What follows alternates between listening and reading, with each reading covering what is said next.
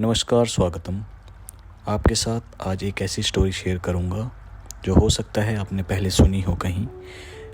उसकी डिटेल्स हो सकता है थोड़ी इधर उधर हो, पर उसका जो मोटा मोटा भाव है, ये लबो लबाव है, वो आपको समझ में आ जाएगा। और वो कुछ इस प्रकार से है। एक सन्यासी होता है जिसने कि एक प्रण लिया होता है कि वो ज़िंदगी में कभी भी झूठ नहीं बोलेगा, और जब वो उसकी तपस्या पूरी हो जाएगी तो उसको एक उम्मीद थी कि भगवान उसको वरदान देंगे। तो पेड़ के नीचे बैठा हुआ तपस्या कर रहा होता है, तभी गांव के लोगों का एक झुंड उसके सामने से निकलता है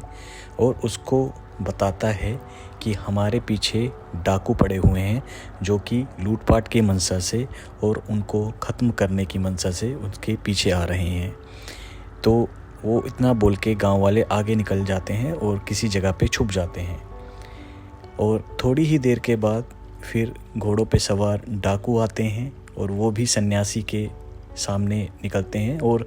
सन्यासी से पूछते हैं कि तुमने कोई लोगों का झुंड यहाँ से जाते हुए देखा है, और उसको उसकी दिशा बताने के लिए बोलते हैं। तो सन्यासी जो है वो असमंजस की स्थिति में आ जाता है, क्योंकि वो सोचता है कि अगर मैं सच बोल दूंगा तो हो सकता है उनकी प्राण चले जाएं गांव वालों के, और अगर मैं झूठ बोलता हूं तो मेरा प्राण टूट जाएगा। तो इस असमंजस में वो कुछ सोचता है और अपने सच बोलने के प्रण के कारण वो उनको दिशा दिखा देता है कि जो गांव के लोग हैं इस दिशा में गए हैं, और बाद में वो डाकू जाके उन सभी गांव वालों की हत्या कर देते हैं। अब इसमें क्वेश्चन ये उठता है कि क्या उसने सही किया, क्योंकि अगर उसने झूठ बोल दिया होता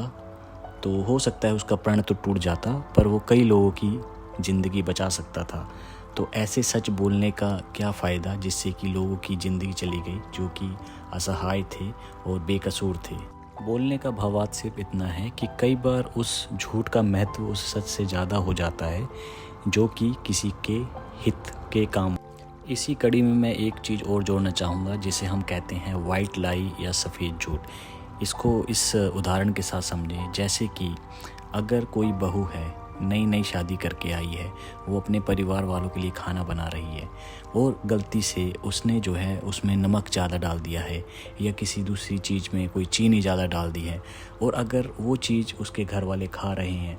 हालांकि उनको पता लग चुका है कि खाने में नमक ज़्यादा है और वो खाने लायक नहीं है, तो उसको टोंट मारने के बजाय, उसको कोई ऐसी कड़वी बात कहने के बजाय अगर वो ये बोल दे कि ठीक है,